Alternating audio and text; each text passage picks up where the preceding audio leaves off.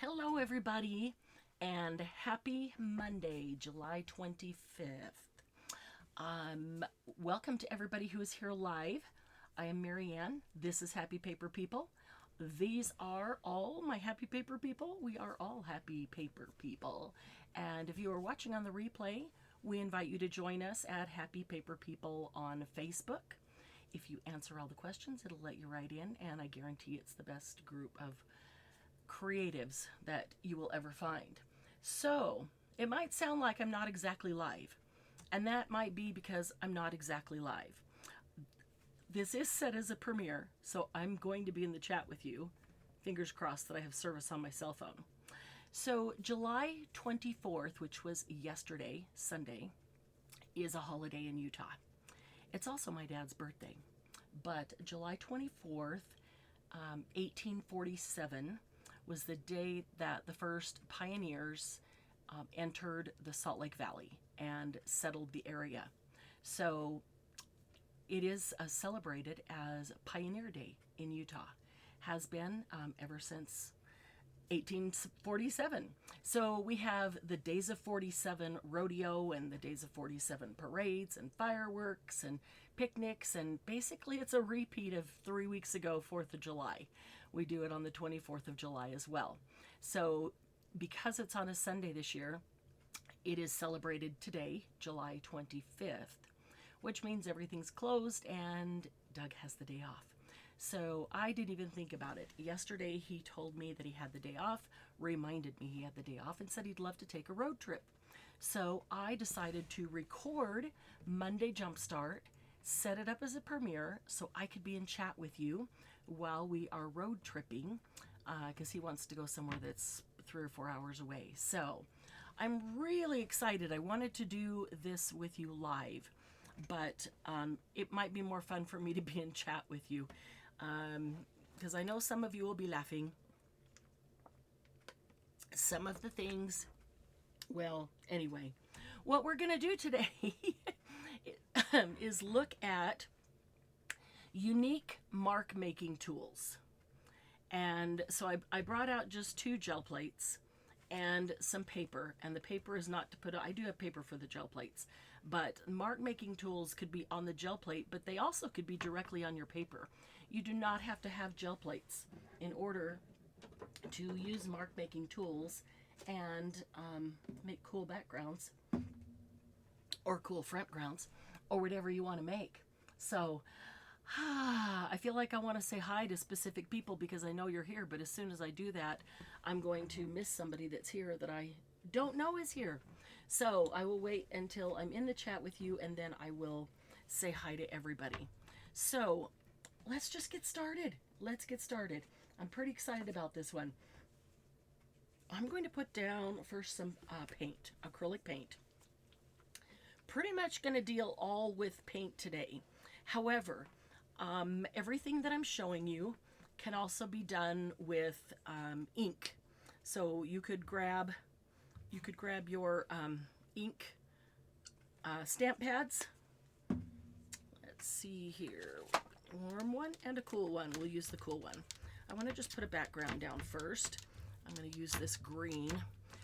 You could grab your ink stamp pads that you use to, to ink your stamps and do on your paper, your cards, your journals, whatever you're doing that day. And let's see if there's enough to cover this one too. That would be cool. I'm thinking first I'll just pick up, not that one, I'm going to use, I am, because we're going to stamp onto that one. I'm going to use this here.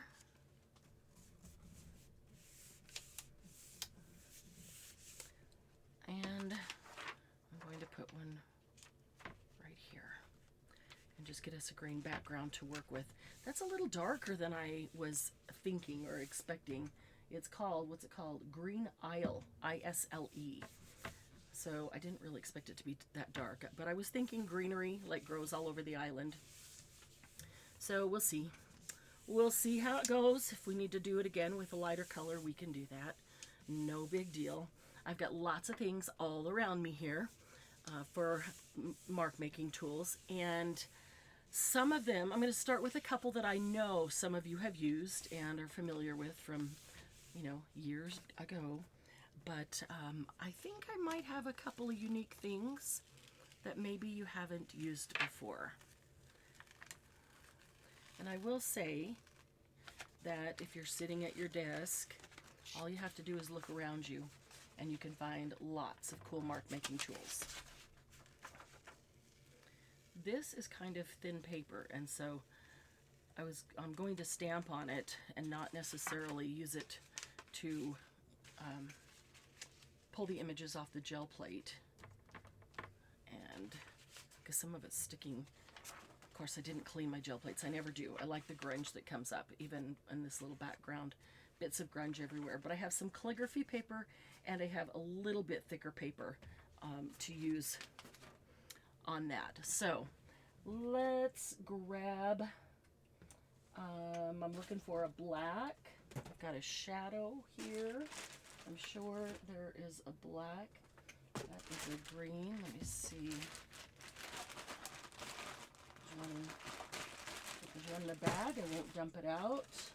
There's another bag, mostly pink. Oops.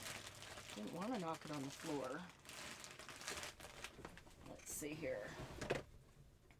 It's a red. I might need the red, but I'm pretty sure I have a black in here. So, midnight blue. Oh, come on. Seriously?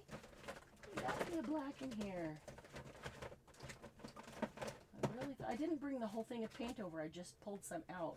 And I really thought I pulled out a black.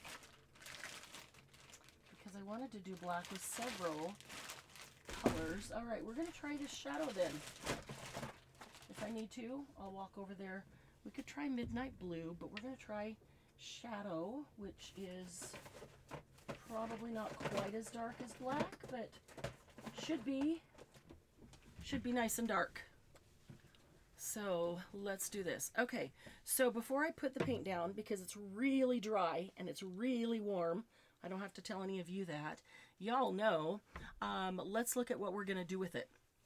So the first thing I'm going to do is rubber band. Now, I know, especially you card makers, that you have used this in years past. And this is a great way to make your own mark making tools, and it makes great backgrounds. And you can use any size, any shape, acrylic block. You could even use a wood block, but acrylic is nice because you can see through it. And you can use really thin or medium or wide or even wider rubber bands. It doesn't matter what kind of rubber band. Just wind them around. You could wind them all around this way all really nicely and then do just one or two the long way to give you that contrast. You could make them in perfect X's. You could do anything you want. I just grabbed a few and twisted them, put them around, twisted them. I have some really big rubber bands, so I just put those on quickly and thought, I'm not going to try to make any kind of pattern. I'm going to see what it does just organically. See what happens there. So I'm going to first put down the shadow. And I do have a brayer that I use for black, so. And I'm not super concerned about this going, well, I'm going to do that. Because I always try to get more than one thing out of what I put down. So I am going to go ahead and take this to the edge.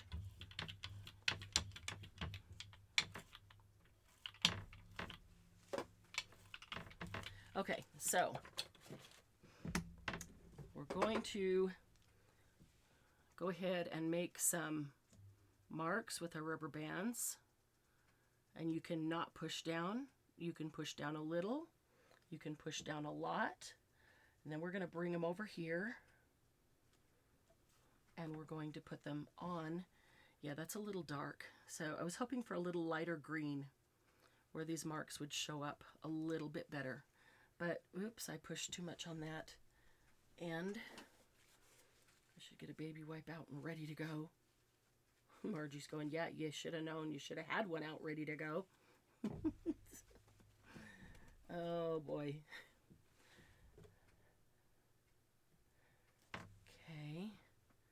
We'll get a couple more.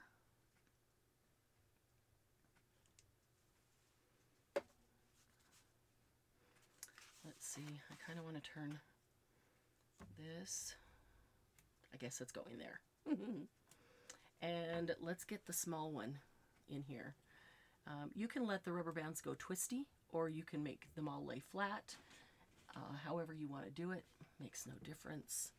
Let's take this one up here to the corner so it's only partially on. We'll put it up in that corner. So we're leaving marks on the gel plate at the same time we're picking up paint to take marks to our paper. Whether you have a colored piece of paper or a gel print background, like this one was just a green background, but I pulled it off the gel plate. You could use just green paper to start if that's the color you wanted it to be. And let's see, going to an angle to see where we haven't been. We'll get just a few more. Get some that are half off up there. Get this corner. Nothing over here. And looks like we have a couple places over here. That's okay. We'll stop there. Okay, so once this paint dries, it's acrylic paint. Once it dries, there's more on there. I'm going to go ahead and put it on there. Once it dries, it's just going to sit there. And so you can leave this. If you have extra acrylic blocks, you could wrap up one or two and leave them and then just keep reusing them in different paint. Because once it's dry, it's not going to transfer to the next paint. And so you could just use the same thing over and over. Or you can take them off and make a new one anytime you want to make them. Okay, so let's set the rubber bands aside for a moment. All right, and we're going to go ahead and take a piece of paper and pick up, oops, didn't set it on, I didn't set it on straight. Look how it's not even to the edge here and it's over on there. But that's okay. Once I set it on, it attached and the pattern was already there. So I don't want to destroy the pattern. That just means this edge isn't getting picked up. This is going to be a cool pattern. I can feel it. Okay, that is pretty cool. It's just a first layer too. Okay, so I don't want to stick my fingers in that, but I can take this edge. As soon as this is, well, I don't want to wait for that to dry either. I don't want to destroy something. I can take this edge over here and just try to pick up some of this edge that didn't get touched. Just brings a little more over there. Didn't get very straight, but that's okay. That's okay. That's a really cool base to start with. There's some super cool texture in here. Look where my thumb is right here. That is really awesome right there. Loving that. Okay, so this is calligraphy paper. It has fibers in it. And I don't know if the fibers contribute to that, but I love it. That's going to be very, very neat to work with. Okay, so we've got some base to start here. So now let's take... I'm going to set this aside for a minute. We're going to build upon it, but I don't want to use what we're going to use yet on that. And I want to make sure that it is absolutely completely dry. So let's, don't want to destroy that. Okay, we've got gray, which is, it's like a smoky gray, charcoal gray. What do we want to do with that? Pink or rose would be really pretty with that. How about this raspberry? This is Stamperia Allegro paint in raspberry. And let's see, maybe, there is still some left. I know there is. Hopefully that's enough. There's not a lot left. Tell I like that color. Okay, so I have basically a brayer. I don't clean these off every time, as you can tell. When they get super thick and I can just peel it off, then I do. This one I basically use for warm colors. This one I use for cool colors. I do have others, and so I've kind of designated this one for metallics. And then this one I keep for black and gray and whatever. When I wash it off, it could be something different. Actually, once it's dry, it can be something different. But that's kind of how I don't really need any, one for every single color. So warms, cools, black and gray, because I typically don't want to mix black with my other colors. Really muddies them up.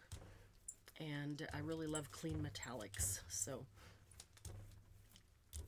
all right, so let's get this raspberry on here, and it looks like there might even be enough to do this small gel plate. Starting to dry already. Okay, so I'm not even brayering that off. Not at this point. So, all right, so let's get a piece of this down here. So pick that up. And let's use a piece of this. No, where's our green one? Where's our green one that we did a half? Let's do the other half. There we go.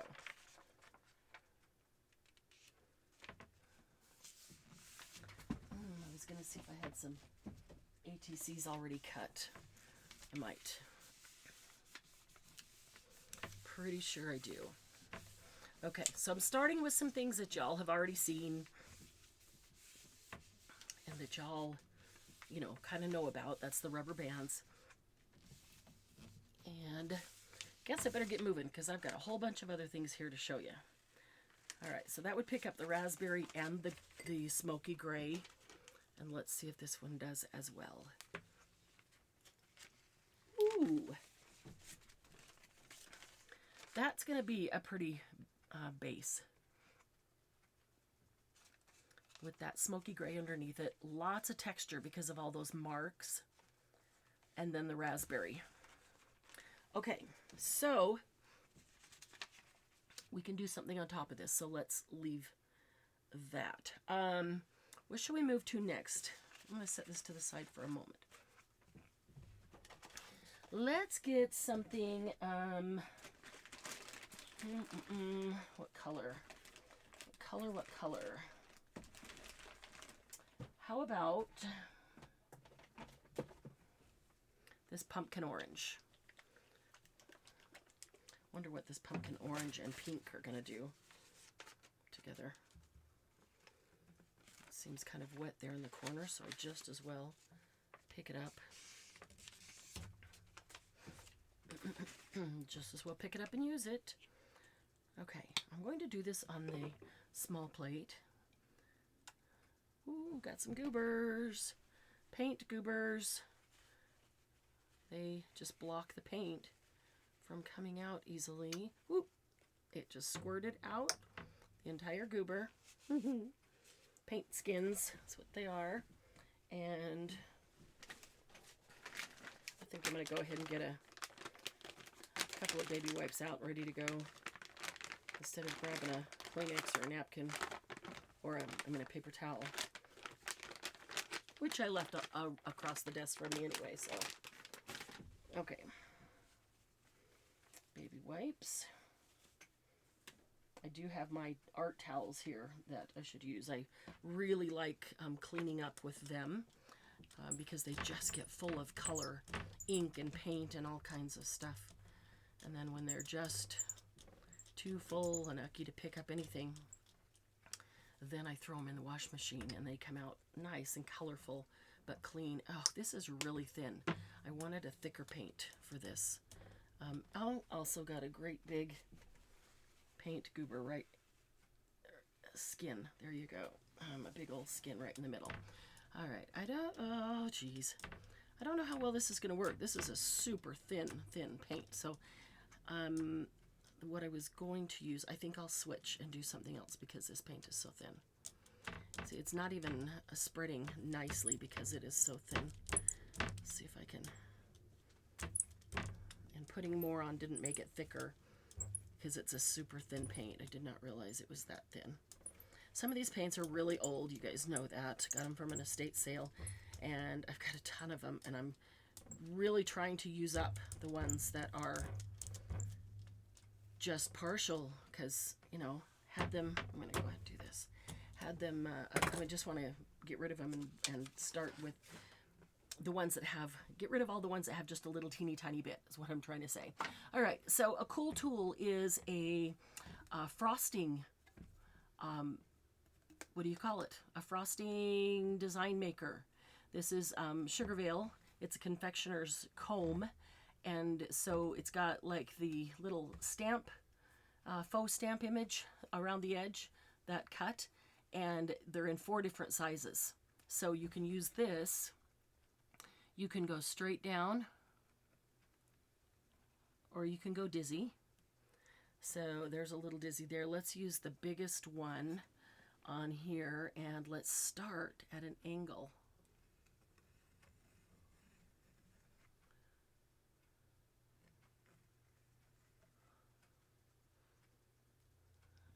I don't know. Afraid I might not get in the same. Actually, we did. A little grungy on the corner that I kept crunching into as I came up there.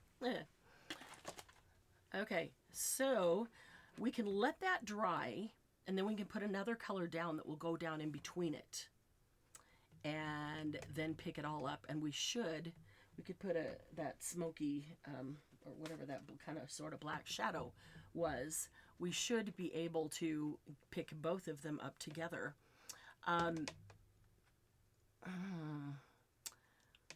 But if I wait for those to dry, then I have to wait for do another technique. So we'll let that one dry, and we'll pick this one up, because I've got so many things sitting here to show you, and I want to start with the ones that I know some of you know, but maybe some of you haven't seen. That's why I didn't want to pass over them. But I want to get to some fun, cool ones, because you don't have to buy a lot of mark making tools. You've got them. You've got them already. Oh, that would have been a cool one to put over that black or shadow base that we started. That looks really neat. Like that a lot. Okay. All right, so we're going to use this one, and I want a thicker paint. So I am going to go ahead and go to something. I think that this, I'm going to take a baby wipe here. I think that this Liquitex is going to be a thicker paint. See, this was so thin that it went right over the edge, so I'm just going to pick that up. Why don't I wear gloves? I don't know. I like feeling things with my fingers, and I can't always tell everything exactly if I have gloves on. And it's acrylic paint, water-based, which means it will wash off with soap and water as soon as we're done. Okay, so let's try some of this Liquitex paint. It should be thicker. Yeah, that's better. All right, and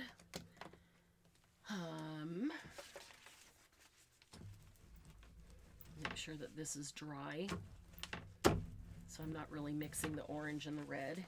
It looks shiny, but like a little came off on my fingers. Nothing was coming off on the paper.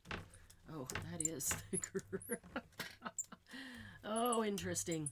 The problem with having so many paints is that I can't get to use all of them regularly, and I don't like that. So I'm trying to use up all the ones that are partially or just have a little bit left, so I can be more in touch with my paints. All right. Okay, move that to the side. Now this one, we are going to use buttons. Buttons glued onto some chipboard. And I bend the corners back just so I have something to hold onto. It's a little easier for me. But the key with buttons is to try to get them all the same height. Because if you have one that stands up real high and then the ones next to it, I thought I did pretty well on this one. But it turns out I've got a couple that I rarely get an image of, because the one next to it's a little tall. So let's check these out. So we're going to put our button collage directly onto the paint. We're going to press it down to pick up a decent amount of paint, because we're essentially using this as a stamp, and this is our ink pad. So we're inking it up with acrylic paint, and then we're going to bring it over here and we're going to stamp it down. Look what we've got left though. When that dries and then we fill that in maybe with a black, that'll look so cool. I don't know if you can, I think you should be able to see the design in some of these. So when I put these together, what I'm specifically looking for two things when I'm choosing buttons. And one is that they're all the same height. See, I did not get a good print there. One is that they're all the same height, and the other is that they have unique or cool designs on them. Sometimes just the round, but I'll get the round edge and you won't get the 4 holes in the center if it's lower. But some of these have cool designs in them. The old metal buttons are great for this. They tend to have a lot more design in them. Here's a heart that is basically cut out metal. Where there was another, this is like from Levi's, and sometimes they get the imprint of the words, which is cool. So anything that has texture or design on it is going to give you, should give you a cool print. So you do need to have kind of thick paint so that you can pick up enough, and you need to do it while it's still wet. So we did not get a good print with that, but it gave us a good imprint in the gel plate, which is interesting. So we might not get a good stamped image, but we'll get a good imprint. How we didn't get a good stamped image from that either. Do I have my rubber mat really close by? I think when I have done this in the past, I've put a rubber stamping mat underneath this paper, so it has a little bit of give. So as I'm pressing this in, it will have a little bit of give and it will press a little farther into the buttons to pick up all the paint. So, but again, we got some cool images right there. Not all of them are even on the page though, and we've got a lot of open spot. It would be real cool to have this whole thing covered with buttons, so I'm going to see if I can carefully try to get some button in here and there. It's a little awkward because if this was clear, maybe I could do it on acetate. It would be easier, but because I could see exactly where I'm pressing. Because I don't want to go over the top of buttons that are already there.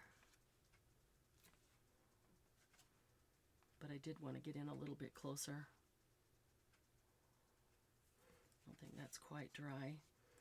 Didn't want to add red to it, but I do want to get this.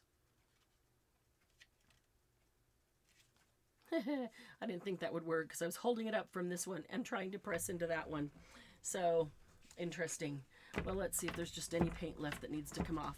Okay, so we didn't get a good image. So if you do this, you need to have a rubber stamp pad underneath it because it gives it a little, shoot, look what I did there. It gives it a little bit of give. So it'll press down into it and get it a little easier. Okay, so let's put those over there. Our orange is doing really well here as far as drying. There's a couple spots that still look a little damp, but for the most part, like only right here where it was a little thick in the corner. So, and our red will need to dry so we can fill that in. So meanwhile, let's look at something else.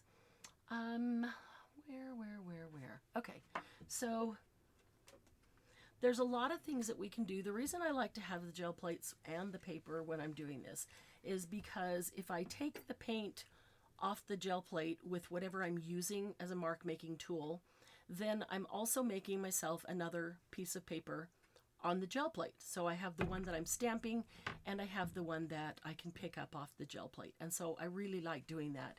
It's like getting 2 for 1 every time you do it. But you don't have to do that. You can, let's see, what was that orange one was pretty thin. Let's see if we can use that up. You can just go straight to the paint and take the paint straight to the paper. So with a tool such as this is a little mouth swab. You can see I've rolled it on the side before. I have a little package of these. But you can use the end and stick it directly into the paint. Trying to make sure it's kind of even all over the end there. Well, that didn't, it's, that, boy, this is kind of a flop, isn't it? It didn't, it's thin paint. It didn't work with thin paint again. Thicker paint, so it'll retain its shape. With the thick paint, I get what looks like a little flower on there. With the thinner paint, and maybe too much. Maybe I just need to do just a tiny bit. Nope, that didn't even work.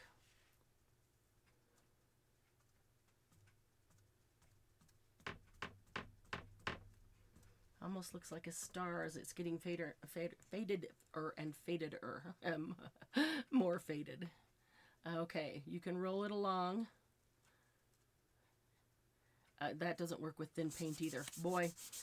All right, so this pumpkin just needs to be all squeezed out and used as backgrounds and used up, because that's not working at all. This is becoming like a Brayer off sheet there. Let's grab this one. Let's see if this will work. Again, this is one that I put onto the gel plate, and I'll do it along the edge. It makes a really nice border, but let's see if we can get a decent imprint out of it. I really like to use tweezers when I'm doing some of these. Let's see if we can get a decent imprint just going straight into paint. Let's see. Trying to make sure that I've got paint on the whole thing.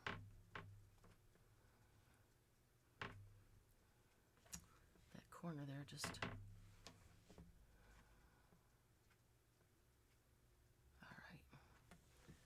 Well, I'll turn it around this way just in case we get a decent border. Now, let's start up here. Why do I think it's going to flop? Just because the others have flopped directly on here. Okay, that's not bad. Now, if that was on an imprint, like the black, which already has raspberry on it, so I'm not going to do that. But if you put this as a border down something that had the black on it, that would be cool. Press it gently. I don't want to move it side to side.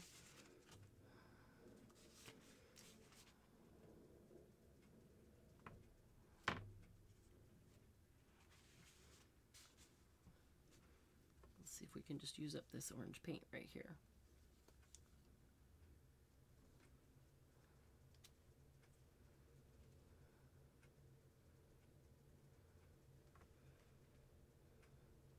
On my screen, that looks really yellow, not orange. It's definitely pumpkin orange. That's kind of strange. Okay, so, you know, that works going directly into the paint. But again, I like putting this on the gel plate and doing it all the way around the edge so that it is like a border, so that these are literally on the edge of the gel plate. And then picking it up and bringing it over here and doing it on the edge all the way around the edge of the paper. So, all right, this orange seems to be dry enough.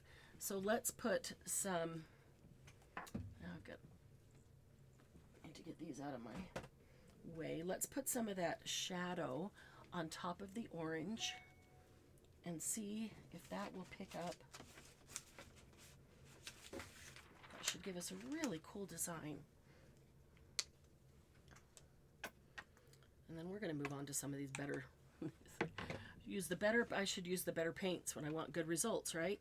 Let's see, we'll do the black one. I really want to use up these paints, so except the Stamperia ones aren't from an estate sale and they're not old. Although some of them are only a little bit left because I've used them a lot, but it's the, you know, the, what is it, the Apple, whatever that brand is. You know, basically the craft ones that we've all had for years. Those are the ones that are old, they're very old and only partially there. And let's see, I can't get up on top of it, so trying to make sure that it is somewhat centered. So when you're picking up these prints, you don't need to rub this really hard. You can use a tool. You can use something like this. You can use anything flat just to make sure it goes all over it, but I'm not pressing. I'm not pressing hard. I'm just rubbing it. You can just use your fingers, honestly, except if you have neuropathy, it does irritate your fingers. I do know that because I have problems with that from time to time. So basically, I just want it to be connected at all points. So I don't want to push it down super hard. Okay, that's going to need a little bit of time to dry before we pick that up.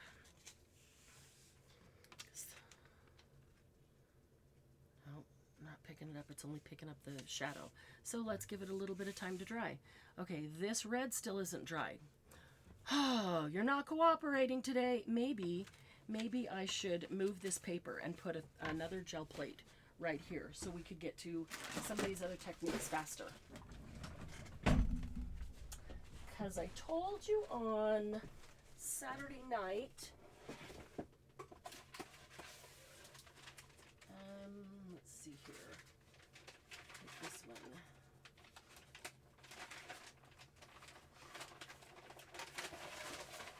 I told you on Saturday night that I was thinking about doing something with vegetables today. And this was it. Okay. Now, get something else going. All right.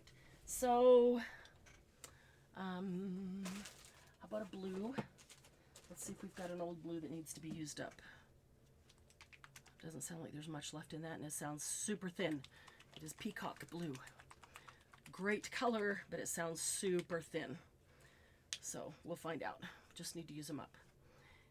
And you know, if you are just learning the gel plate, don't worry if you get awful results like a couple of these things I've just pulled up. It really doesn't matter. Like all of this. This is a really cool base that I will do some more on. But this is just marks, and I will just keep building on it. It's just like your Brayer off sheets. Everything is just a start. Rarely do I ever use a gel print from the first pull. You know, just putting something down like this and pulling it up. Unless I'm just looking for a colored background that I then want to stamp on, you know, stamp some background, whatever it is. I got a little too much paint on this. I tend to get heavy-handed with the paint, I know. But because it's just paint and paper, it doesn't matter what you get from it. You can always put more paint on top of it. So these Brayer off pages are great. You just always put more paint on top of it, and the paint on top of it changes it. You can change it completely so you can't even see what's there at all. Okay, so this is a piece of ribbon. Well, it came off of a ribbon roll anyway. Looks like a little fence. So you could make plans to do a little scene. You could use this as your fence, or you can just put it, I gotta make sure I'm not gonna knock something off here and move my computer a little so I can get on this side of it. You can put it down and just get some texture. So I want that to stay down, and it's a little tricky because I want to push it down, but I don't want to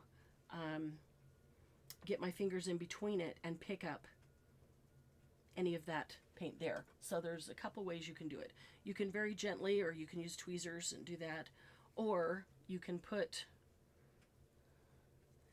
say I want that all the way across. I can, I'd take more time and straighten this out flat, but lay this down and that one down, and then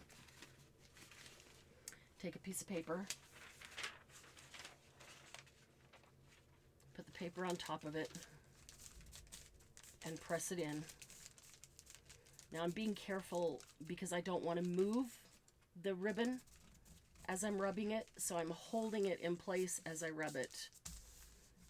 And what I want to do is get in, you can see the little squares, hopefully. I want to get in all the little squares and pick up paint, and also pick up some paint around it. I want to make sure I'm pressing it into, and I have nice white lines where the ribbon is, and I'm going to get the exact opposite of that on the gel plate when I pick it up. Okay, so just a base layer to something, but some good marks. Just a start. Okay, so when I pick this up, and that light may be too bright. If I turn it, you might be able to see the squares there. Now I need to set this somewhere to dry where it's not going to get all over everything. And now I'm going to let that dry. Meanwhile, let's see if this one is dry enough. When I picked it up, that's the biggest mistake that I see that people make with their gel plates. Maybe we don't even need that. Is when, say I put this shadow down on top of the orange, and what I want to get is this. And when I put it down and then I lifted it up, I could tell all I had was shadow. You have to allow it enough time to dry into the layer beneath it. So we just let that dry for a bit. I'm going to pull it up slowly. And notice I don't just pick it up and pull it up, but I'm rolling it back. You want to roll it back, roll it off of your plate. That rolling keeps it low and close to the plate so that if the paint is trying to decide whether it's going to stay adhered to the plate or to the paper, being low helps keep it attached to the paper and pull it all off. There we go. Well, that's a very cool base to start with. And it's black and orange. So, maybe not even a base. Maybe I'll use that on a page in a Halloween journal. Maybe I'll use that to make a Halloween collage. Very cool. Okay, so I like that. Now, this one is not quite dry. It was a little thick in a couple spots, so I can see that it's still wet. So we're just going to leave that one to dry. Again, I could pick it up right now, and most of it is dry, so I wouldn't get very good image. But if I let that dry and then I put something on top of it, like we just did with the shadow and the orange, we will get a much better image.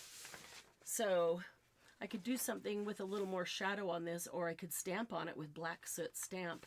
And I've got a couple pages then that would be great for a Halloween journal. Okay, let's look at another technique. Let's put down, let's see, what color? How about a red? This says bright red. It's an old one, so let's see. I have the old ones. Nope, that's one of those that's hard. That's not going to work at all. I think there's another red down here. Here's, oh, gee. Maybe I grabbed the wrong bag of red.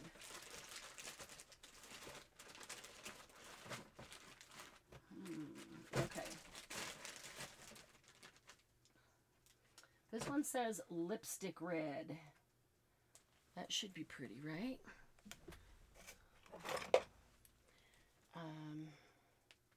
This is a folk art. So folk art is one of those craft ones. They work quite well, but I've got a lot of those that are really old, and so there's not much left in them, or they're either super thin or they're super thick. After aging, they get either super thick or super thin.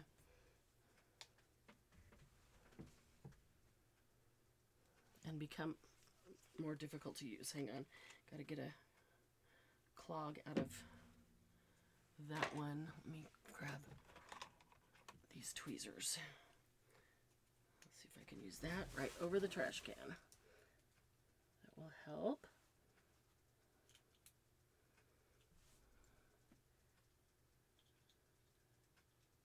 There we go.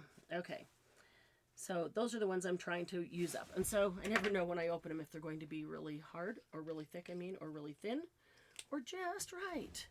Okay, we got to get going because we got a bunch more techniques. Got more techniques than we have time, and I want to get to some really cool ones here. Okay, so I'm going to use my warm brayer.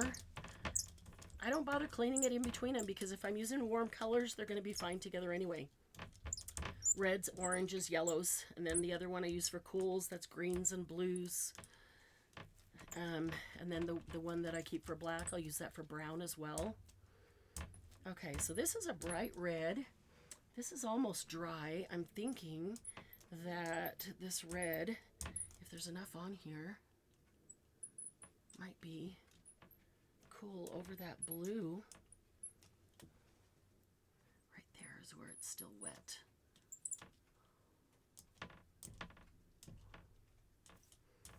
Okay, so let's put a piece of paper down on this because we want to let it sit and dry.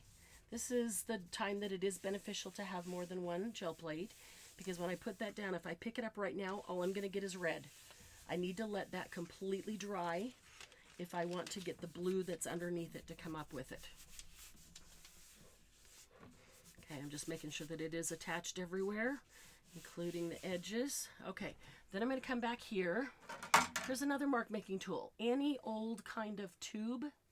This is kind of a Flexi Tube. You can put that down on the gel plate and gently roll it across like that.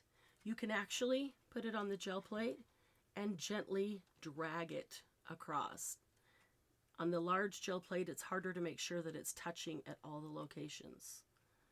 So you can roll it or drag it, either way. It's a very similar look. There's not a whole lot of difference. There's a little, but not a whole lot. Where's that other light? Okay, so we can do some others right in this one as well. I'm going to use tweezers for this one, but I'm going to take a couple of words in wood, and you want to put words on backwards.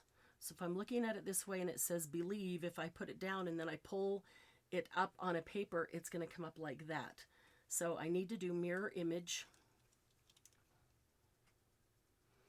So I need to make sure that I can get hold of it, but that my tweezers are not poking through.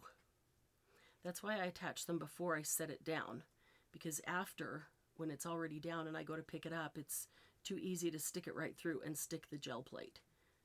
And then I'm making marks. And if it sticks to the gel plate, sticks to the gel plate, it's a little more difficult to get up anyway. All right, let's just leave that for a minute because I've got another word. Inspire. Let's put inspire down backwards. Yeah, that really inspires, doesn't it? Those words sticking. And I've got a little wooden heart. That looks like it's the same either way, so it doesn't make any difference. We'll put that down. Press those in. Just make sure that you get a good impression. Okay. And then this is just a piece of an old, literally from Goodwill, an old vinyl placemat. Just a piece from an old vinyl placemat. And you can use either side. Doesn't even make any difference. So I'm going to set that here. It's not anything specific, like specifically a flower or anything. It's just kind of a little design. So it'll give us just a little design image up there. I'll do one right here.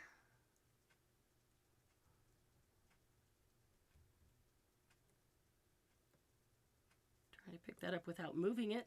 If I move it side to side, which I did a little bit there, I can tell. Let's bring this over. Put that on the back. Just get that red paint off. That's part of the reason, because it had red paint from here when it went down, so it wasn't able to pick up paint, so it kind of smeared it side to side. Let's do another one right here.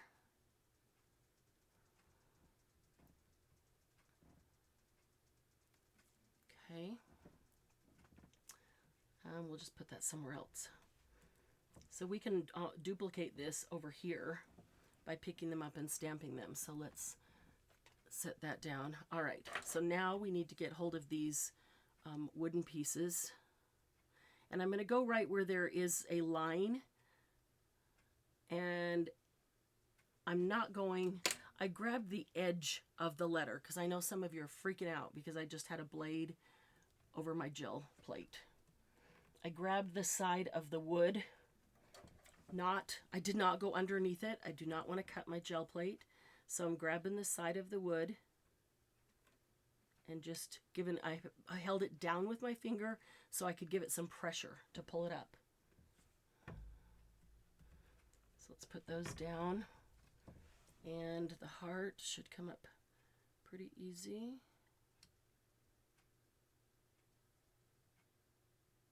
This is not as thick. So that is not as easy to get down, to get into the side of the wood without touching the gel plate. So there we go. Had to give that a little help, but okay. So you can see all those images there. There's a lot of red here. Kind of need something here. What do we need here? Maybe just a little texture. Here's some drywall tape. Let's just give it a little texture right there.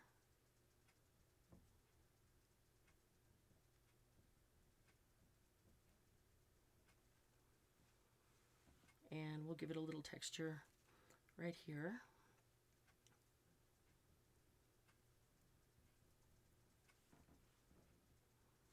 Too much finger.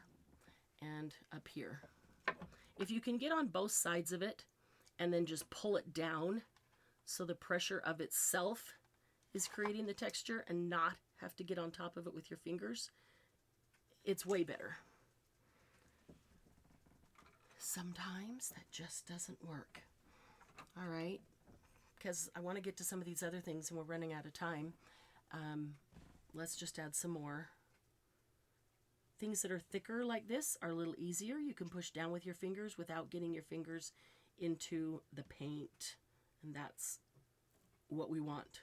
We want the impression without having to touch the paint with our fingers.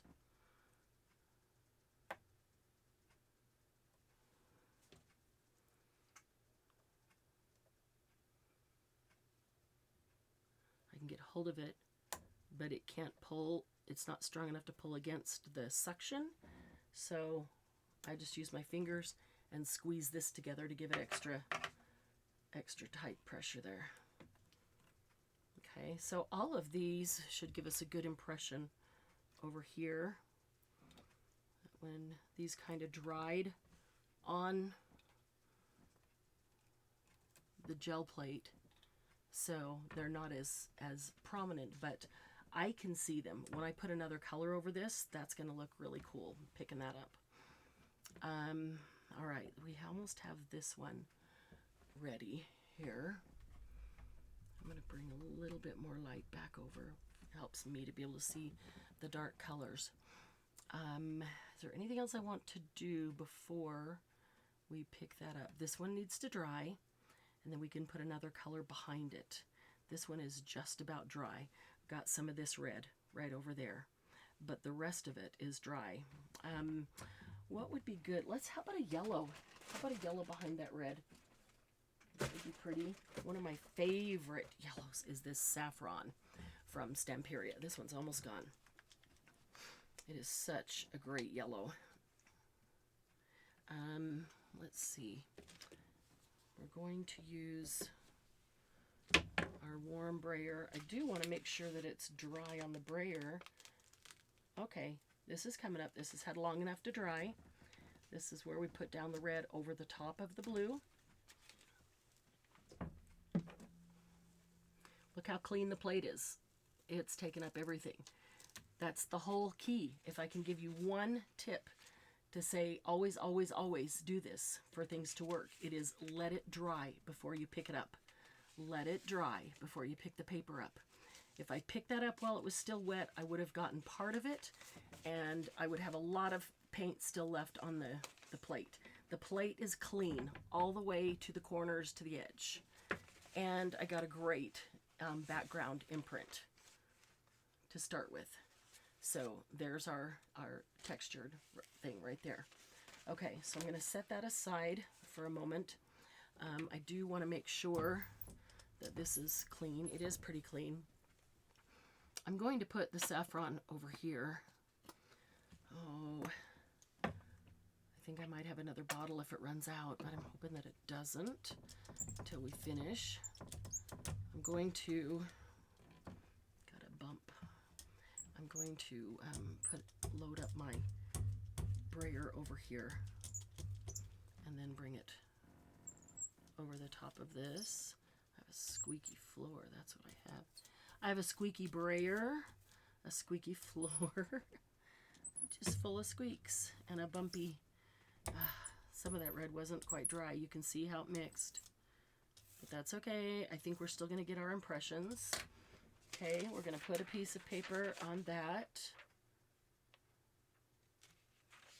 I'm going to fold this because I really didn't want to pick this up. This would just be the start of something else. Make sure that the entire gel plate, I'm trying not to get into that one. I was trying to make sure that all the gel plates that I used were within camera frame, so I wouldn't be doing anything off camera that you couldn't see. Okay, now we need to let that, what? Sit and dry. Okay, it is pressed down. Now it just needs time to dry. All right, so we're back to this one. This one is not dry. It needs time to dry. So let's, ooh, some of that yellow and red together would be pretty cool for this one. Stand that upside down so it can drain down. Let's get some more of that saffron over here. And we've got a little bit of the red that carried over, which I think is going to be perfect. That's not very thick. Typically when I do this one, I need a little thicker paint too. But let's try it. Okay, this is a silicone mold of, it's a candy mold for butterflies. But the back is a great little butterfly. So I'm going to put it on here very gently. And the thing about this is it needs even pressure. And you also have to be careful that you don't press too hard or the silicone will just squish and collapse. And that's after it slides. So I will get the biggest acrylic block that I have, which is this. I like the acrylic because I can see through it. And all I'm going to do is give it some gentle pressure. It's silicone, so if I press it too much, it's just going to slide. And I'm going to have slippy, slidey butterflies. So hopefully that's enough. And then I'll remove that and gently. I can tell by here what kind of impression I got. This one and this one, I got almost a full butterfly. All of them got the body. None of them got all the dots. There's a couple of dots. So my pressure maybe was, no, it's not the pressure. The pressure was good because they all got the bodies. The paint wasn't thick enough. The paint wasn't thick enough so that it could squish into it just a bit and get to the center, because it's just slightly lower than the outside edge. All right, we might still get something cool out of that though, so let's check this one and see if it's dry. And you check it just by pulling up the edge, and you can see it was pulling up grungies off the edge, so that tells me usually that it's pretty dry. So I'm going to gently peel this one back, slowly, trying to get it all.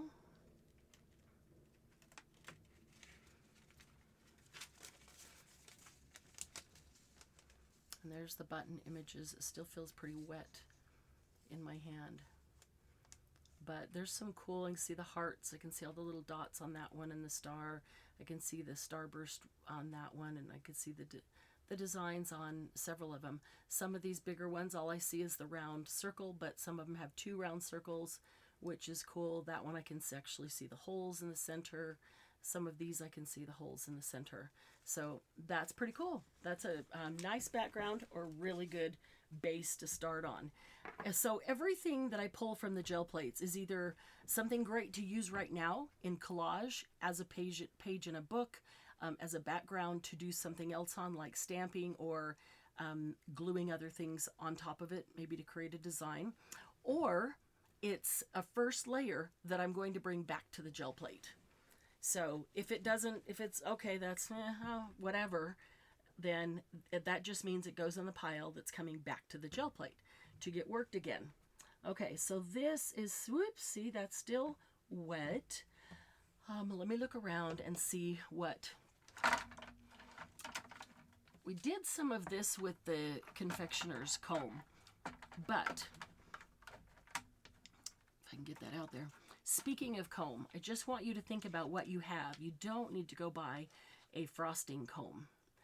If you have a little plastic comb, you can get these at the Dollar Tree. You can get these at the Dollar Tree if you don't have one. But this is 3 different sizes, actually 4 there, 4 different sizes of spacing apart and thickness of line that will be drawn with these.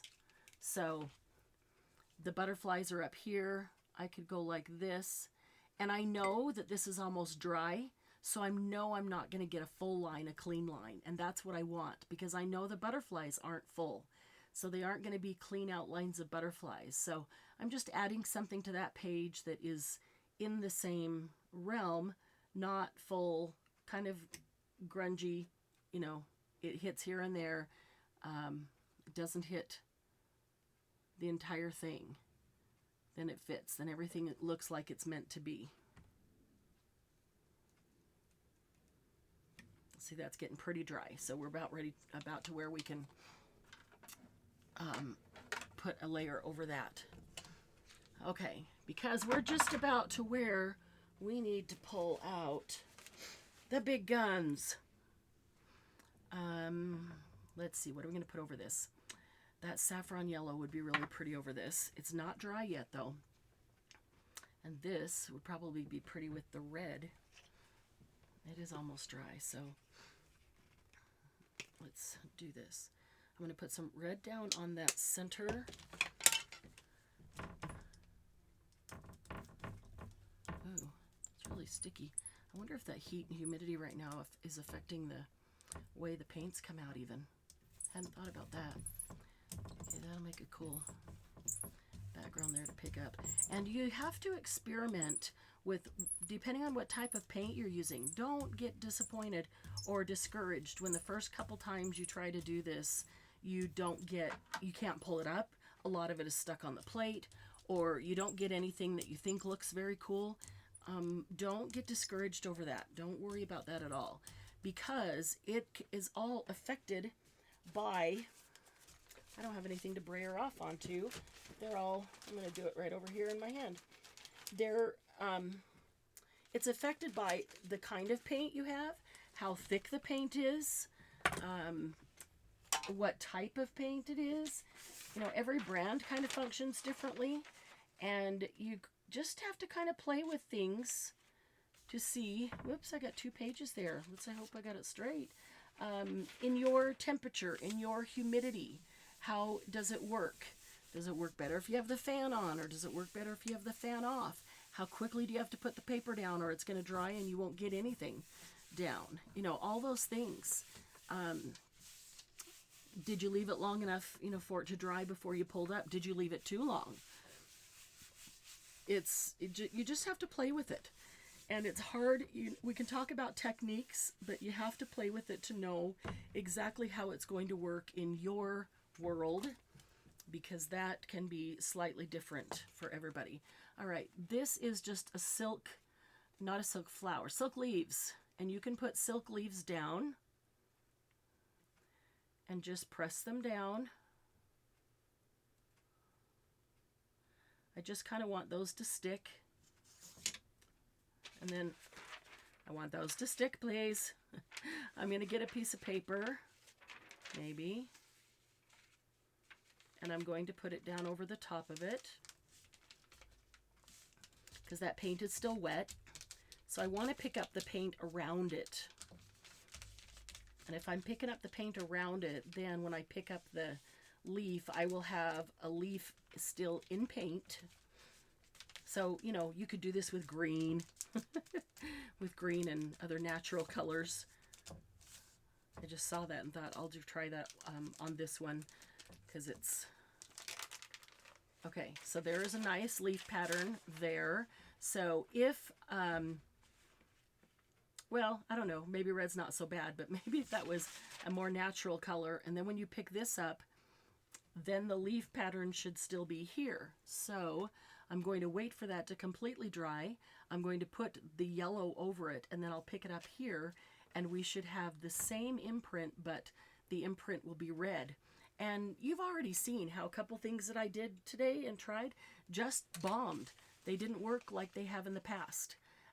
It can be the type of paint. It can be the thickness or thinness of the paint. All those things affect it. So, oh, you know what? It's still wet over here. And so let's talk about a couple other things. These are wax seals of fleur-de-lis. That could be used. Let's see, where might we want a fleur-de-lis? How about right there? Hopefully it's not too dry. It might be too dry to pick it up. Yeah, it is. Okay, and here's wax seals of butterfly. So you can use all three, or you can just, because it's on the acetate, you can bend it and just do one. But those are great, and you can make your own wax seals. We did that last week, so you can make them larger if you want. But the paint does need to be wet. But again, you don't want it super thick, and you can press that down into it. Okay, let's, that is almost dry. Almost dry. This was thicker paint, so it is taking a little bit longer. Put that over there. This one's probably, yeah, let's pick this up.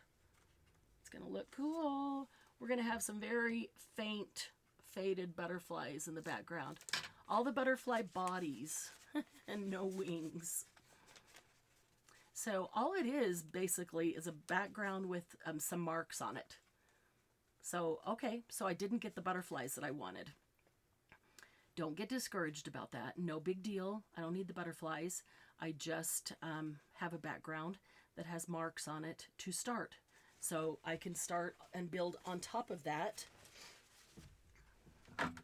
If it's not usable right now, it just means it comes back to the gel plate for more layers. And you can do many, many layers. Oh, we're gonna try it. I'm hoping it's dry enough. But you can do as many layers as you want on these. There is no limit of layers.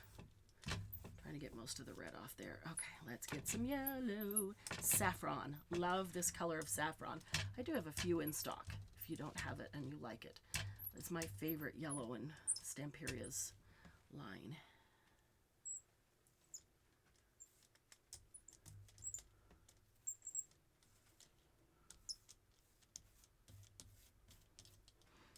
Okay, let's put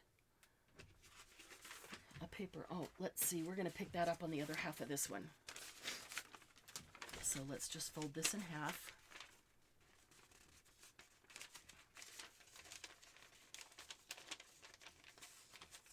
I'm going to turn it this way just for my ease, so I can pick that up and make sure that this is pressed down.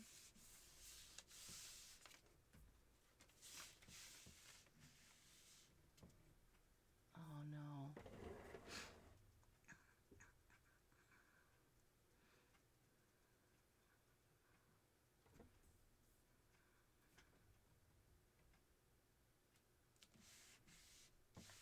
Hopefully it's still recording.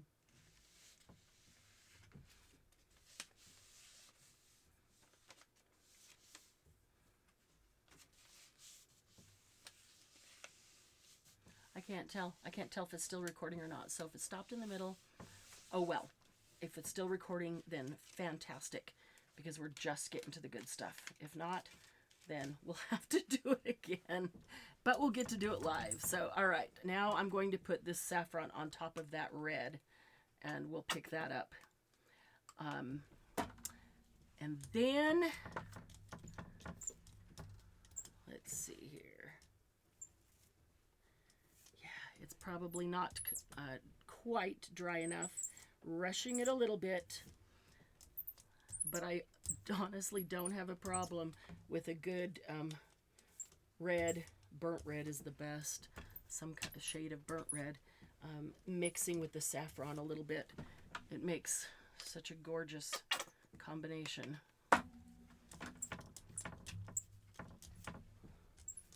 If I don't have enough paint to cover all this red, it's not going to pick it up. It'll just stay on the plate. So I need to make sure that I get enough paint down.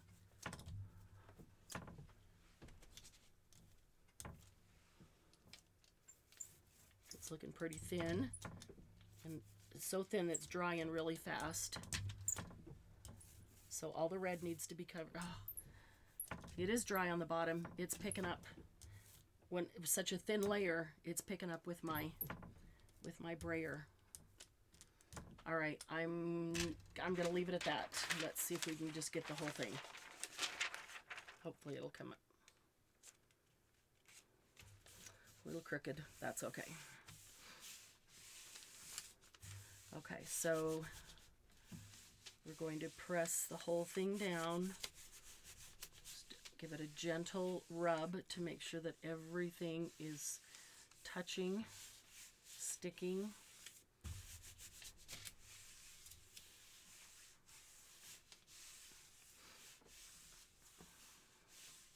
Okay, let's come over and see if this one is dry.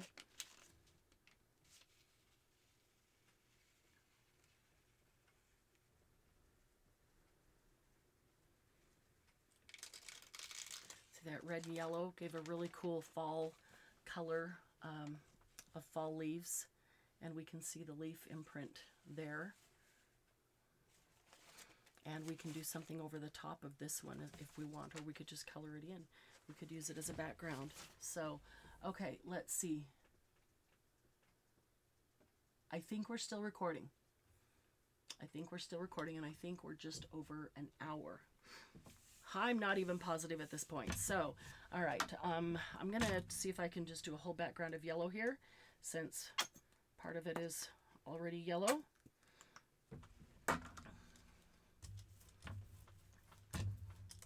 This saffron.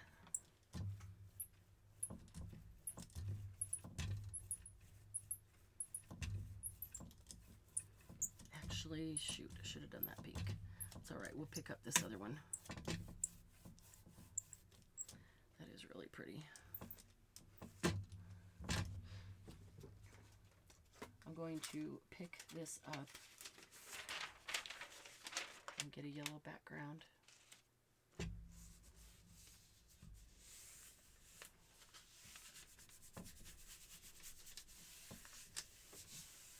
Let me see. I'm going to grab, I want a good ivory. Ivory, not the antique. That smells white. I know I put a good ivory in here.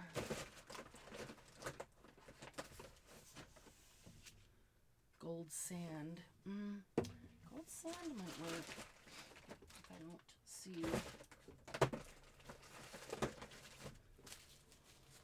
What's that one? There we go. Old ivory. That'll work.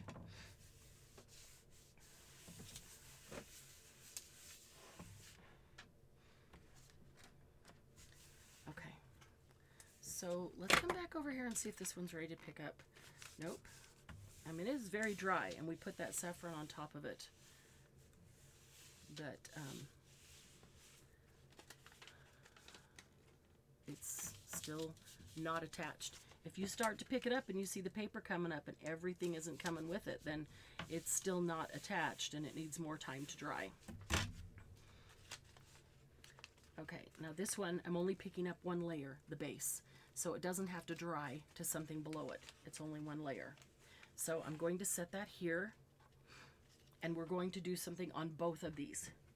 I'm going to put the old ivory right in the center of the little one. Quite a bunch of it. I'm going to move it around a bit. Let's see. I'm going to use this little brayer because I don't want to spread it huge, but I want to spread it enough.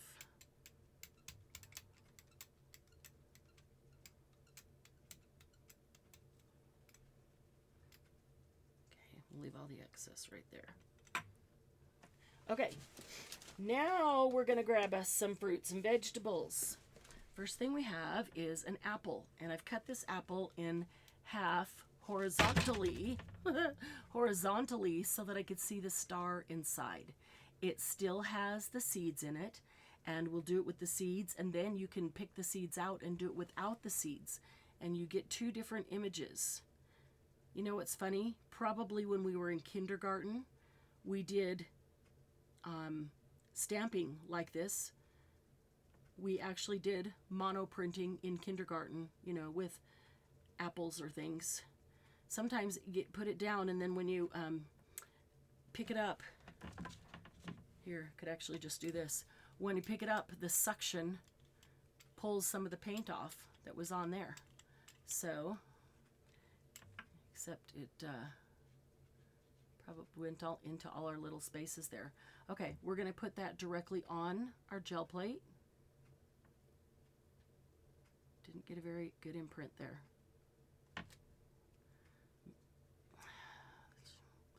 Why does it always work when you're alone and then doesn't work when you are trying to show somebody? Isn't that? It's like I went to the doctor and I said, well, it doesn't hurt right now. And he said, of course. It's killing you all the time until you come to the doctor, and then all of a sudden it's not hurting. Okay, I'm picking the seeds out of the other side. And see if we can get a better star pattern. This has always worked. Never had it fail until we're live. Never had it fail until we're live. But let's try it.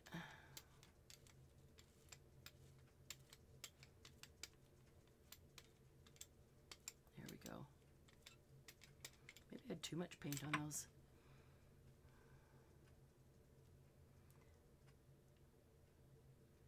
Maybe leaving the seeds in was not helpful. But I've done that before, and you get the little seed imprint.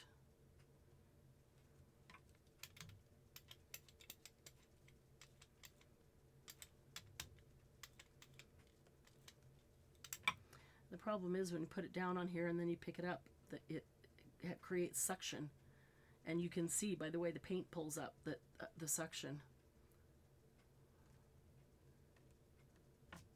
And we will see a difference. We'll see how those pull up. We will definitely see a difference when we put it directly on the paper. And this is what we did as kids. Kindergarten or something. We took it like that, we stuck it in the paint, and then we brought it to the paper. So it's like making your own stamps, you know, just carving them out of wood or foam or whatever it is. You just carved it out of an apple by just cutting the apple in half. Okay, so easy enough. But that's some cool texture mark making. Let's see if it has enough on it left on it to do something. There we go. Okay, so I don't know what I'll do with apples at this point, so I'm gonna make a whole background of them. I really love the saffron and the red mixed together. I should be able to get 2. Yeah, I could possibly get 3. The third one would be really light, so I will re-ink that, repaint that for the next one.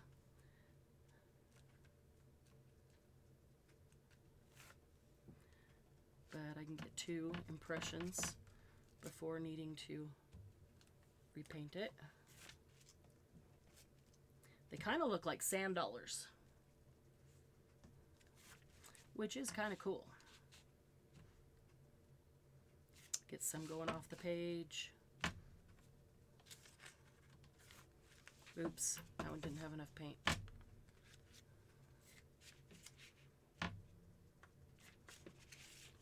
Okay, we'll just call it right there. But you could put them in a beach journal and make them look like sand dollars. Okay, that is awfully thick. They'll have to dry, and then we can put some paint down to pick them up. Meanwhile, let's see if this one is ready to pick up yet. Oh man, it is just going to have a problem. This one's going to leave us some grungies to pick up with the next round. We need to do gel plates more. I don't like when we put them away and don't do them for months on end. We do need to do them more frequently, because then when you find techniques that work really well, or what makes a technique work in that weather, you can keep doing it to get more usable papers. Okay, that is really cool, and we're going to get more out of that. So let's see. Inspire. Believe did not come up. That's over there. Okay. The heart came up. Believe is still there. We can pick that up with the next one. Let's set that one aside to dry.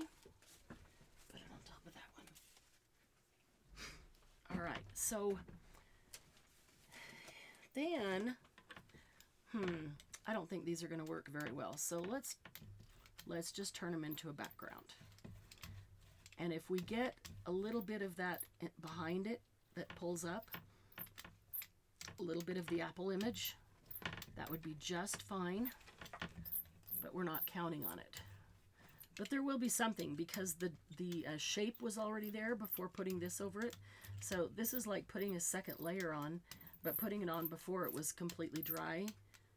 So some of the first layer is moving or blending because it wasn't completely dry.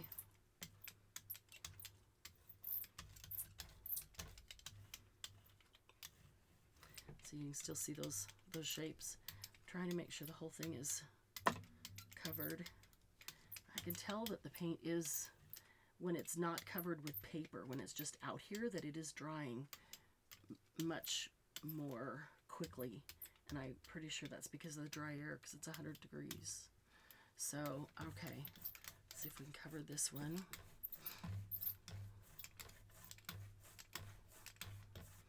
All right, then I want to grab a pink. Let's see. We're going to use a couple of different colors, but let's get us let's see if we've got we know we have raspberry, and that's pretty. Do we have a pretty fuchsia type pink that's dark and rich and fuchsia? What's that one? Magenta. Magenta will be very pretty. Let's see. Not sure how old this one is. Get some goobers off of that one around the edge. And I'm going to open the bottle and check the inside. Oops, like that. Okay. So that's not clogged, doesn't have goobers inside the lid, so it should be in pretty good shape, but I don't know how old it is. So, all right, so let's put some magenta. I'm going to put quite a bit because it is drying really quickly. I'm going to roll that one with this towel roller. I just want to get it out a bit.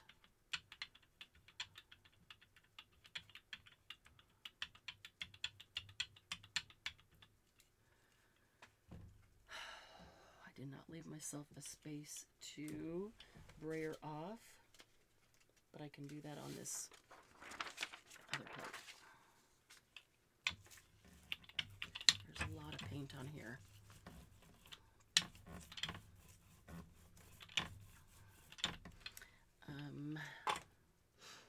Let's see.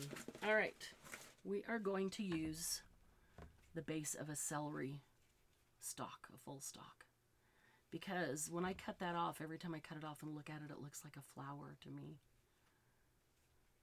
So if they're slightly spread out, I think that's even better. And this isn't, it's pretty new, so they're not really spread out. So I'm going to put that in the magenta, and maybe I just need to brayer over the top.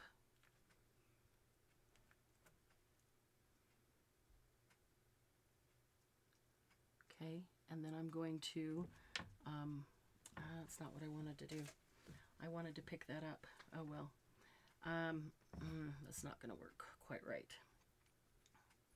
Think, how can I do that? Okay, I'm going to go ahead and print this to paper. There we go. I wanted to pick up that ivory and have it as the base on the paper and then do this on top of that. Either that or the other thing, because I was hoping this one would clean completely. I wanted to put this directly onto a clean plate. So let's see if we can get that one to pick up. How about we use a metallic gold? That's rose gold. I just want a regular gold. And see if we can get this plate to clean so we can do the celery flowers directly on it. All right. Yeah, I just used my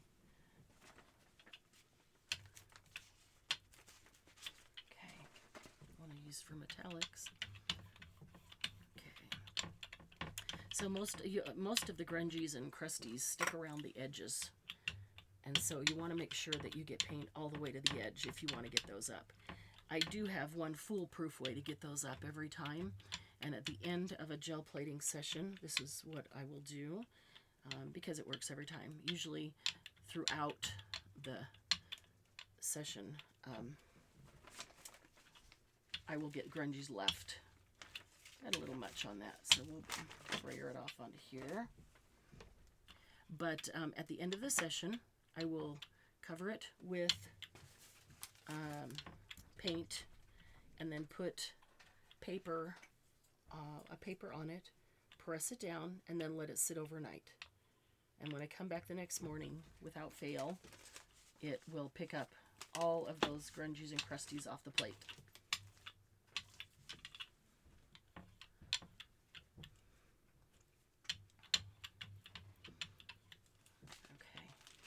I don't want that to be too thick because I don't want to have to wait too long for it to dry to be able to pick that up.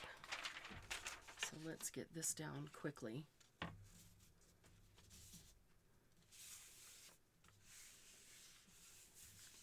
We do want that to dry pretty quickly.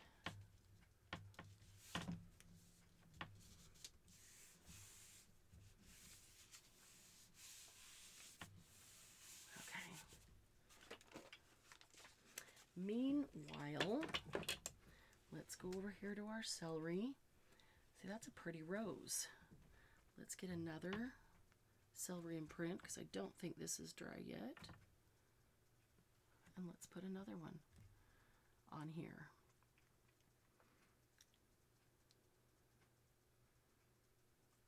So I wanted to do this directly on the plate and then put gold over it, or a light green, and pick it up. And let's see, what did I do with the little brayer? Let's kind of bring all this paint back together, get rid of the design that is there, and see if we can do this again. See, if the center has started to open, I think it gives a little bit better flower.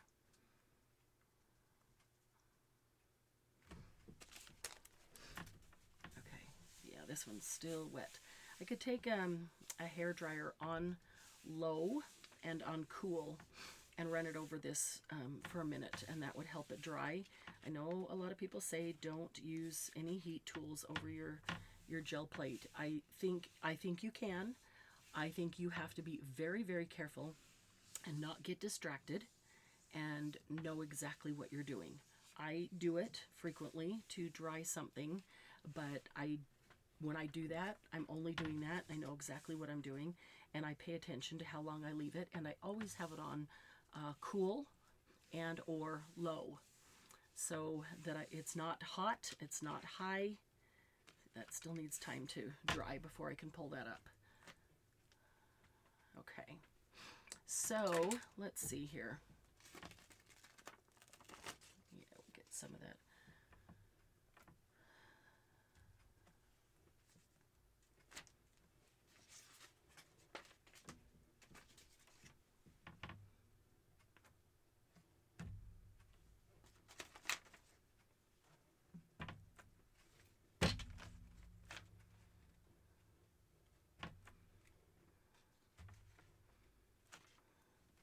Okay, so we've got some roses there to start, but if that had a base of that ivory, I think it would be very pretty, or a base of gold or green, be really pretty. But let's put some on this ivory over here.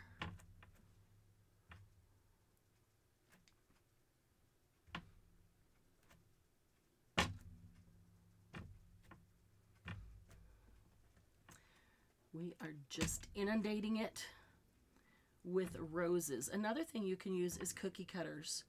You do not want to use metal cookie cutters with sharp edges, obviously.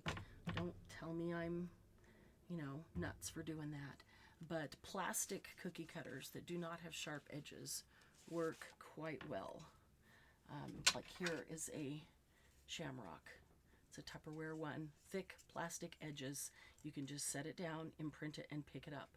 Doesn't have anything on the inside, but it does give you the design, the shape, if that's all you're looking for, is the shape. Okay, now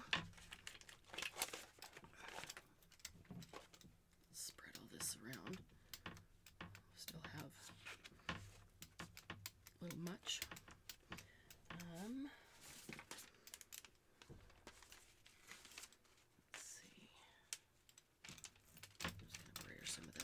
There. I'm going to pick it up right away because I don't want it to pick up all the paint, but it can pick up some of it. That's okay with me. All right, so I'm going to set this one over here, and then I'm going to grab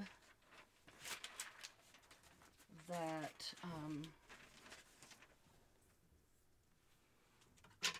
shadow again, and I'm going to put some shadow down here in the middle of this little plate, and I'm going to move it around a bit, and then I'm going to grab some broccoli. Now this broccoli, I specifically let it age a bit, so you can see that it's got these little yellow buds on top. They are kind of almost, they would have been here when it was picked because it was left until it was almost flowering. And if you let it age just a bit, it'll start to separate. But I like those little buds on top for art. I may not like to eat them, but I like them for art because I'm going to put them right in the middle of the flowers.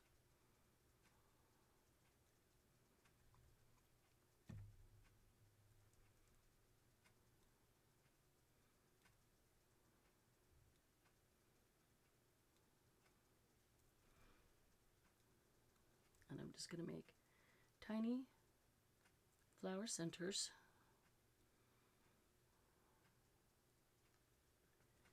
with the broccoli. Now, this would be way better if it was done right on the paper like this, or done backwards, because when you are printing on a gel plate and you layer things up and then you put a piece of paper on it and it picks it all up and it turns it upside down, what went on the plate first is now on top. So this is on the bottom. The center of the roses is on the bottom. Then the rose is on top of it, and then the ivory is on top of that. So it is absolutely backwards. This is okay, but I didn't get the ivory background that I wanted on this, so I will have to create one. But I can take my broccoli and I can add those centers to these flowers here. So if I wanted to do this on the gel plate and pick it all up as one print, then what I would do is this one ready to come up yet? Maybe, because I'd love to do it on the gel plate. And it's okay if there's some gold left on the gel plate. That might be pretty with the flowers. Okay, so 3 different ways. This one I built the flower on the gel plate, and we see the flower, so we know it's going to be upside down on the paper. This one, we built it on the paper. Over here, let's do some where we, no, we don't have any rows. Okay, we're gonna try this anyway. We'll get some. So I'm first going to make the center of the roses. We'll just do a few here. The key is, am I going to be able to see? I might have to pull light over to get enough light. I'll leave it at that. Okay. I'm going to need a little extra light, so I hope that's not super glary.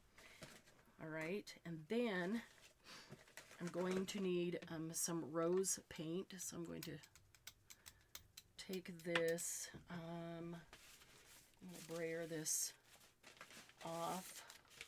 I really don't want to go over that one because I like that, although I could do the edges. If I spread this out, this is about, no, I don't want to do it over that because that's what the centers are. It's weird talking to myself. None of you are here to reply in chat. Candy's not here. Hopefully she's in chat with us. Let's grab this orange. It would go well with the shadow.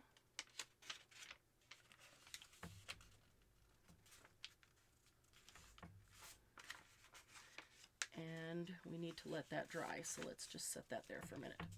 Okay, so we put the black down there, the shadow for the centers. It needs to dry. And then we're going to do rose over the top of it. So what I will do is, it's magenta, but the rose being the flower is what I mean. I will get I will use, let's see, I'll use this one. And I'm gonna, well, shoot. We can put something down on this and try to pick it up. If I put a piece of paper on it, then I can work over the top of it. So let's try that. Let's see if we can get it to pick up with gold.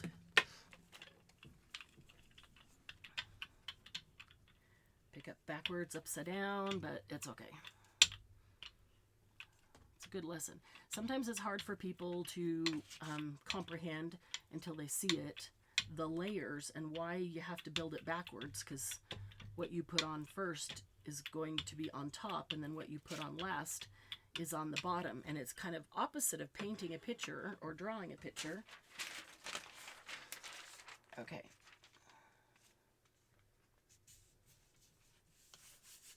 So we'll put that down, and that's going to have to dry, which is fine, because we'll just grab another piece and use that to brayer this off.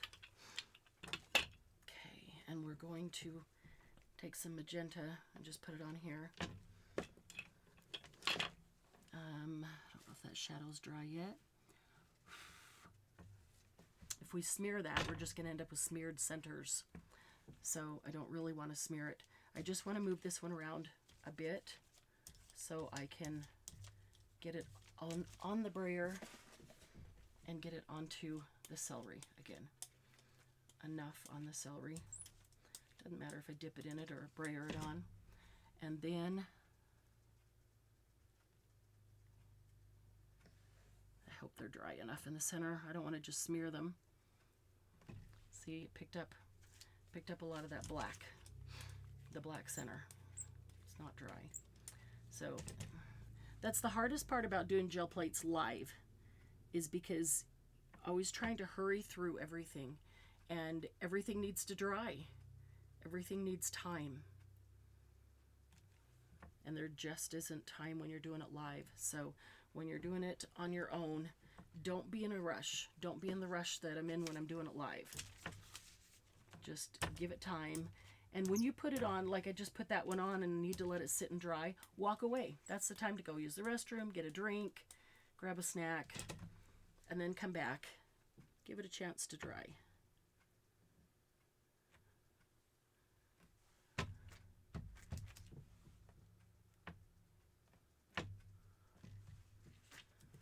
Yeah, we're not getting as good at images. This is starting to get caked with paint too.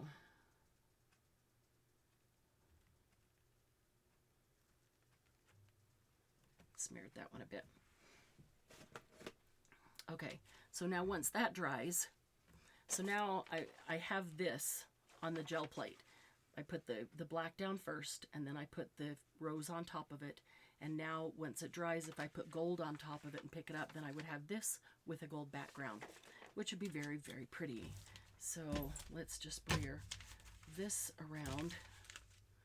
I do like that gold, and I want to cover it all up, because it'll be a pretty, this will be a pretty one to start with as a base. Let's do some more on this one. I love the magenta and the gold overlapping, kind of mixed, where you get parts and pieces. The same with the red and the gold, metallic gold. It looks really cool. Okay, so our best bet for being dry, woo, we got a big old crease in there.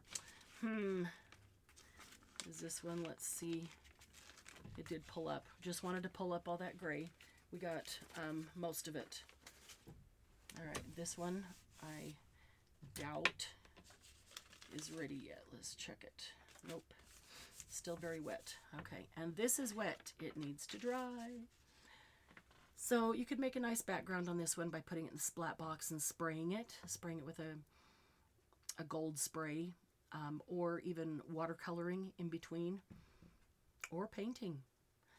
You know, you could kind of fussy cut around these and then attach them to some other paper, even on a gold paper. You know what I just had? I just saw something like this, a gold paper with a little bit of a shine. Would be really pretty with these cut out, even put on it and used in a journal or on a card, or, you know, any of the things. Waiting for this one to dry. I don't have my the soft blow dryer close by to do that, so I'm not going to. But let's keep the gold handy here. You can take some big things of broccoli, and we don't have any paint somewhere to put in it. Yeah. Was this blue super thin? This peacock blue, I think it was. Yeah, that's super thin. Let's see. Yeah, let's see if it'll work. It's super thin. The blue and the gray and a little bit of pink down there, that'll be pretty. Peacock blue or electric blue with black or gray is always pretty. All right, so you can take this and just create texture. Don't want to really leave little broccoli buds on it, but I can pick those up, especially as soon as it dries. But just roll it around and create some texture. And then as soon as that dries, go to the edges. As soon as that dries, then I can put something else on it on the background so that we'll see the contrast. and pick that up.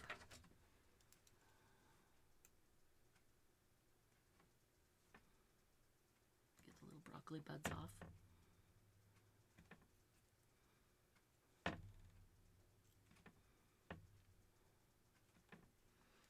Okay, that was easy enough. All right, we're waiting on everything. I hope you guys are having a good day. I hope you're having a good week. We actually thought about finding some place that we could go and take you with us live again, like we did the Art Village. That was a ton of fun, but we couldn't find any place that was open that would have been fun for you guys to see. So within the time frame, you know, the noon, there were some things that didn't open till later. Okay, we're going to get some roses on the next one too. That will look cool. So we're going to have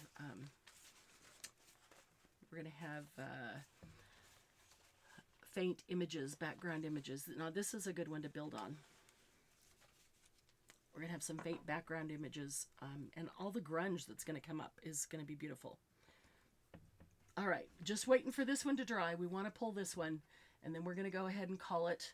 But I really do, I'm going to bring this light back over here to see. I know that makes this one super, super bright, but I want to be able to see this guy over here. Maybe you don't need it. Maybe you can see it just fine. It's just me.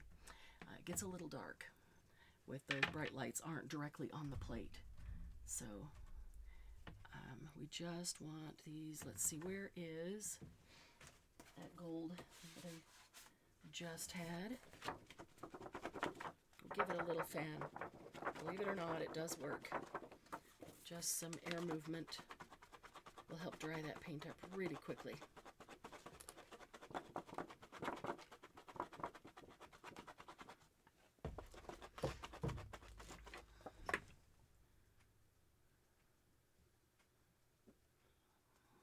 It's getting there. Not quite. I know I'm rushing it. If I wasn't trying to get this pole, I really want you to see the pole. So if I wasn't trying to get this pole right now, I would leave this, go do the dishes or something, and come back in 15-20 minutes, half hour, and do it then. Now you can see that one changing as I fan it, and it's drying. You can actually see the paint changing on it. That's cool. If we could do them at the same time, that would be great, because there will be enough gold left over to pick this up as well. I'm sure that gold is not, I'm sure this gold paper fanning in your face is not awesome, but I'm trying to get this to hurry and dry, and I don't have the drying tool near me. I moved everything, all those kind of tools away from the desk for the sale. So, all right, maybe pushing it a little bit, but I'm gonna put the gold over here. Probably way too much, but I want it to be well covered. I don't want it to stick and pull up the other. Oh, but you know, I just realized, even though I put this on right now, I'm gonna have to allow it time to dry. So it might be a talk amongst yourselves for 10 minutes and we'll come back and pull it.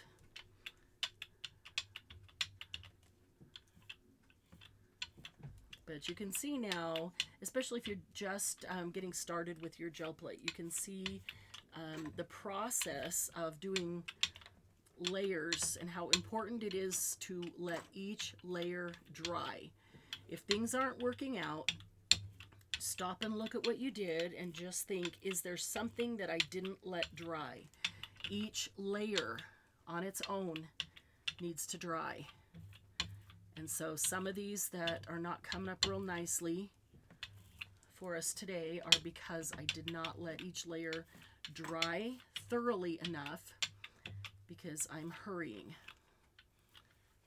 So I love gel plating, but I love doing it by myself. No pressure to hurry. Nobody's waiting to see it. Even sitting with me, nobody's waiting to see it, and I can make sure it has plenty of time to dry and get much better much better print. So I'm going to take this all the way to the edge. It's very thin, but it's enough to coat it. And maybe this one, if I go a little thinner, it'll dry just a little bit faster. Okay, now we need paper for all of them. Okay, put on this one first because I think it's the thinnest and will dry the fastest before I get the paper on. Get a half sheet on this one.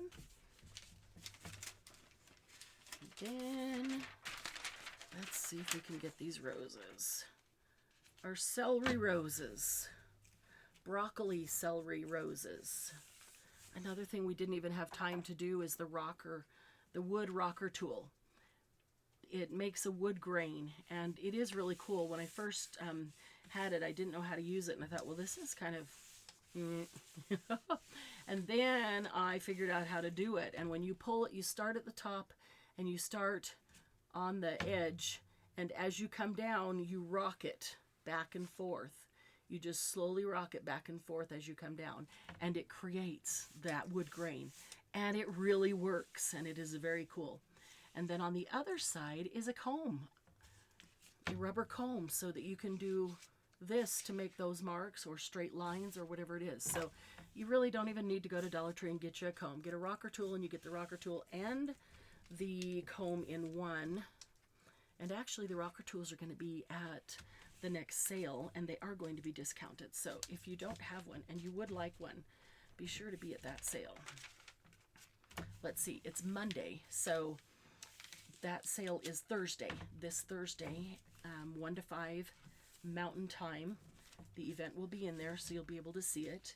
But don't forget, there's several things not to forget. Tuesday night, 6 o'clock Mountain Time, I am going to be live on One-Legged Witchy Woman's YouTube channel, and we are going to do steampunk together. We're going to alter a cigar box. She's going to walk me through how to do it. I've never done one. And then we'll deal with that later. So that's going to be fun. A steampunk altered cigar box.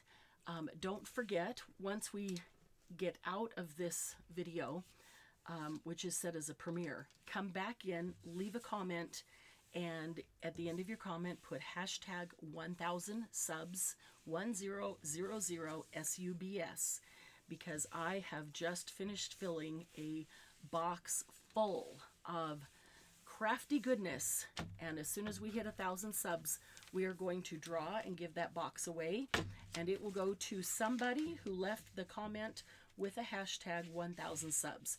You can go back to any of the comments that are on our channel, all the way back to the beginning, and anything future from now until the point that we do the drawing, hashtag 1000 subs. So, you know, there's just a couple people that are making sure they get on every video and put that on there. So if you don't want them to win and you want a chance at it yourself, make sure that you are going in and leaving a comment after. It does not work during the live. The chat does not stay on as comments. You have to come back in and leave a comment after the fact. But that only takes a few seconds. As soon as I say goodbye and we're out, you can come right back in. So it literally only takes a few seconds to do that. Let's see if this one will pull already. And it might win you a box of crafty goodness. That box is easily going to be worth retail $300 to $500. I'm going to go through it and figure out so I can tell you its value, but that's going to be a great one to start with as a base to build upon. Oh, I don't think our roses are dry yet, but I'm going to try. I really, oh, if I left this on longer so that they could dry more, we would have a much better pull.